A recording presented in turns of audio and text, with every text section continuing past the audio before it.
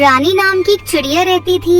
उसकी दोस्ती टुनटुनी नाम की बहुत ही सुंदर और प्यारी चिड़िया से थी। टुनटुनी चिड़िया जितनी शांत और सरल थी, उसका पति कालू कौआ उतना ही दुष्ट और शैतान था। कालू कोई कामचोर आवारा कौआ था। एक दिन टुनटुनी चिड़िया रानी चिड़िया के घर आती है। आओ बहन, मैं बस तुम्हारा ही इंतजार कर रही थी। बस मेरे पति टुन्नू चिड़ा भोजन लेकर आ जाए तो बच्चों को उनके पास छोड़कर मैं आपके साथ पानी लेने नदी पर चलती हूँ। आप कितनी खुश नसीब हो रानी बहन। आपके पति टुन्नू आपकी कितनी मदद करते हैं। आप दोनों को मिलजुल कर घर के काम करते देखती हूँ तो मुझे अपनी किस्मत पर रोना आता है। मेरे पति कालू कौआ तो मेरी किसी भी काम में मदद नहीं करते। ना तो वो भोजन लेने जाते हैं, ना ही पानी, यहाँ तक कि बच्चों की देखभाल भी नहीं करते। मैं तो बच्चों को अकेले ही घर पर छोड़ कर आई हूँ। हाय हाय टुनटुनी, करती क्या है पूरा दिन? क्या बताओ रानी बहन, बस यहाँ से वहाँ घूमते रहते हैं और भूख लगने पर घर आकर खाना खा लेते हैं और काम ही क्या है उनको। वो दोनों बात कर ही रही होती है कि तभी लूसी कबूतरी वहाँ आती है। नमस्ते जी, आप दोनों को लूसी की तरफ से। अच्छा हुआ टुनटुनी बहन जी, आप यहाँ ही मिल गई। आपको एक बात बतानी थी।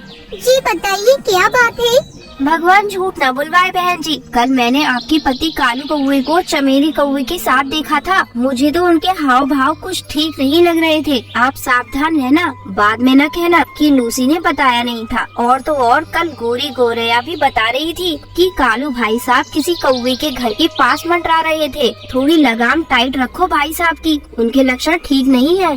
टुनटुनी चिड़िया और रानी चिड़िया पानी लेने नदी के पास जाती है। दोनों पानी लेकर लौट रही होती हैं। तभी टुनटुनी चिड़िया को पेड़ के पीछे से कालू कौवे की आवाज सुनाई पड़ती है। टुनटुनी और रानी चिड़िया छुपकर उनकी बातें सुनती है। आखिर इतने दिनों तक तुम्हारे घोंसले के चक्कर लगाने के बाद आज तुम मुझसे अकेले में मिलने आई गई। हाय चंपा, तुम कितनी सुंदर हो। मैं तुमसे बहुत प्यार करता हूँ। अगर तुम तैयार हो जाओ तो मैं शादी करके तुम्हारे साथ घर बसाना चाहता हूँ। आज मैं आपकी प्यार का पूत उतारने ही आई हूँ। शर्म नहीं आती आपको? मेरे पापा की उम्र की होकर आप ऐसी बातें कर रही हो। अगर फिर से मेरे घोंसले के पास दिखाई दिए तो मेरे पापा आएंगे बात करने, वो भी आपकी पत्नी टुनटुनी से। बुड्ढा कहीं का। इतना कहकर चंपा कौवे और कालू कौआ वहाँ से उड़ जाते हैं। इधर पेड़ के पीछे छुपकर कालू कौवे की बातें सुन टुनटुनी फूट फूट कर रोने लगती है।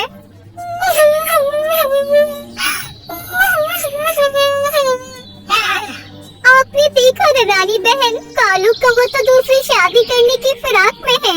आज नहीं तो कल जरूर दूसरी चिड़िया ले आएगा। फिर मेरे बच्चों का क्या होगा?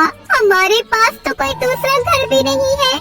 बात तो आपकी बिल्कुल सही है टुनटुनी जी, लेकिन रोने धोने से कुछ नहीं होने वाला। आप जैसी सुंदर सुशील पत्नी को छोड़कर दूसरी चिड़िया के बारे में सोचने का फल तो कालू को भुगतना ही पड़ेगा। अब तो लगता है कालू कौवे की दूसरी शादी करानी ही पड़ेगी।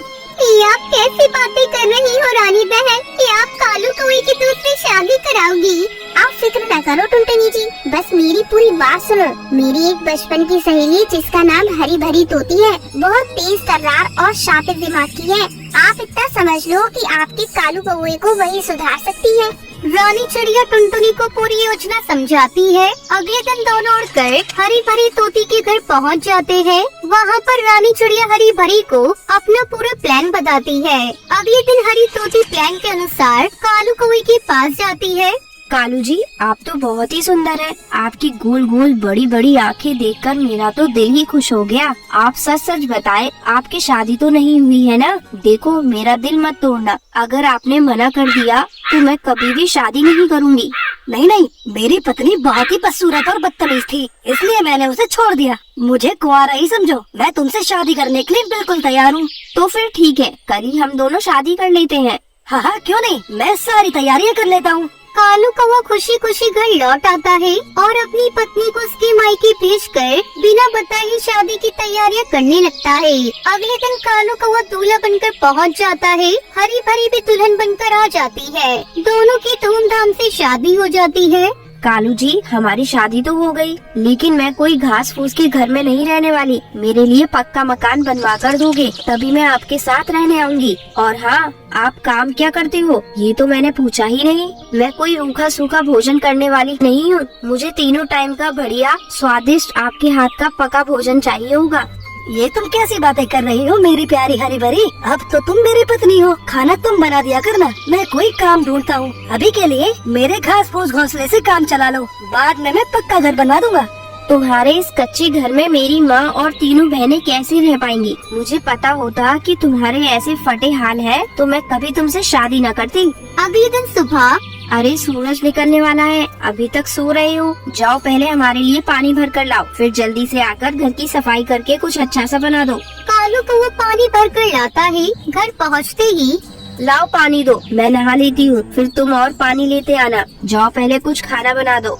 मुझसे इतना काम नहीं होगा, मैं खाना नहीं बना सकता। घर में राशन है ही नहीं तो खाना कैसे बनेगा? क्या कहा? घर में खाने को नहीं है? दूल्हा बनने का तो बड़ा शौक था, जवान बीवी रखने का शौक है तो थोड़ी मेहनत करना सीखो। कालू कौवा ऐसे ही दिन भर काम करता रहता है। पहले पानी भर कर लाता, फिर सफाई करके मांग कर अनाज लाता है। कालू जी, मेरी माँ के पैरों में तकलीफ रहती है, आज से रोज रात में आप उनके पैरों की मालिश कर दिया करना। इतना सुनते ही कालू के सब्र का बांध टूट जाता है। अगर तुमने मुझसे कोई काम करने को कहा तो मुझसे बुरा कोई नहीं होगा। कालू की बात सुनकर हरी परी डंडा उठाकर उसकी पिटाई कर देती है। कालू को अपने घोंसले के बाहर बैठकर रो रहा होता है। तभी रानी चिड़िया वहाँ आ जाती है। अरे कालू भाई, आप यहाँ बैठकर रो क्यों रहे हो? क्या बात हो गई? अपने किए पर पछता रहा हूँ रानी बहन। मेरी इतनी सुंदर शांत और सुशील पत्नी की मैंने कभी इज्जत नहीं की। वो बेचारी दिन रात मेहनत करके बच्चों और मेरा पेट भरती रही और मैं बाहर घूमकर अय्याशियाँ करता रहा। मैंने तो कभी मेहनत करना सीखा ही नहीं। मुझे अपने किए पर बहुत पछतावा हो रहा है। काश कि मैं सब कुछ बदल सकता। मैंने अपने लिए गड्ढा खुद खोदा है रानी बहन। इतना कहकर कालू कौवा फूट फूट कर रोने लगता है। तभी टुनटुनी चिड़िया वहाँ आ जाती है। अभी समझ में आ गया है या नहीं? पिया और मार खाकर समझ आएगा कि तुमने मेरे साथ कितना बड़ा अन्याय किया है। मुझे माफ कर दो टुनटुनी, तुमसे अच्छी पत्नी मुझे नहीं मिल सकती थी। मुझे अपने किए पर बहुत पछतावा है। तभी टुनटुनी रानी हंसने लगते हैं। सच ही कहा गया है कि लातों के भूत बातों से नहीं मानते। उसके बाद कालू कौवा अपनी पत्नी टुनटुनी चिड़िया के साथ खुशी खुशी रहने लगता है।